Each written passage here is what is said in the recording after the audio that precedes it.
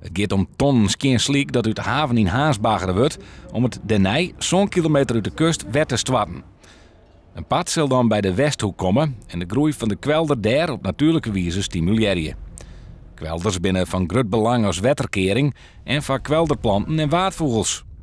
Is er nou een kwelder te kwad in de Waadzee? Ja, eens wel. Ja, want we staan hier op een hele grote diek en op een soort plakken dan sluit de diek meteen op het water aan en dan ontbreekt die dan. En wat maakt dat uit? Nou, dan hebben we dus net die plak voor die vogels om te resten en te brieden. En hebben we net die plak voor de visken om te paaien en op te groeien. En dan kunnen die bijzondere planten direct net groeien.